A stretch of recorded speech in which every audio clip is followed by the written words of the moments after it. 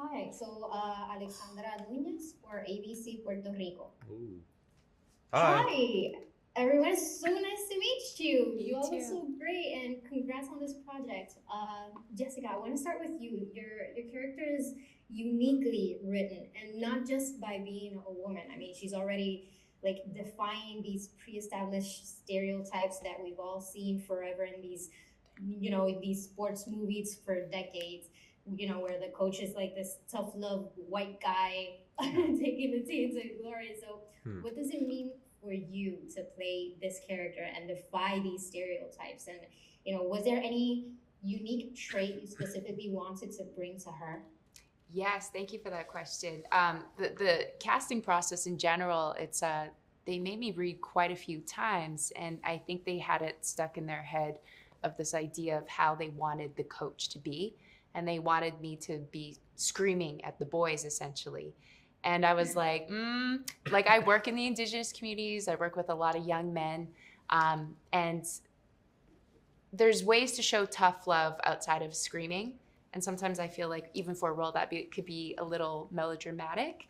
And also as a woman too, I think there was a fine line in making sure as a woman coach coming in a predominantly male sport that I wasn't bringing any tropes or stereotypes or cliche ways of playing it. So I actually went back to old school Chicago Bulls coach, and that was a lot of my research. And he focused on the triangle, but his teachings were of the Navajo way. So I was like, well, of course I'm going to do it back to the Navajo way.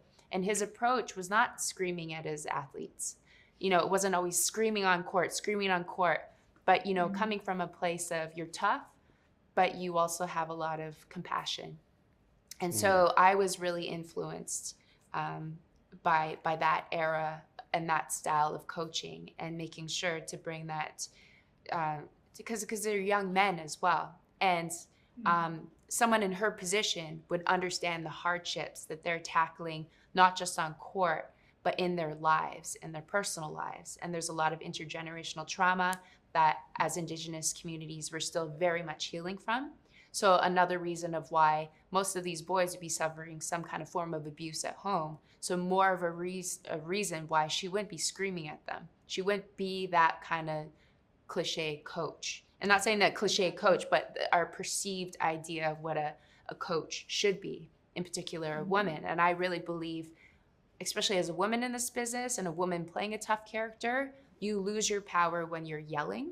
I think you hold your power, and it's more powerful when you're not doing that, right?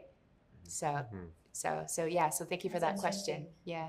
Yeah, I'm Very gonna take that with me. It's exactly right.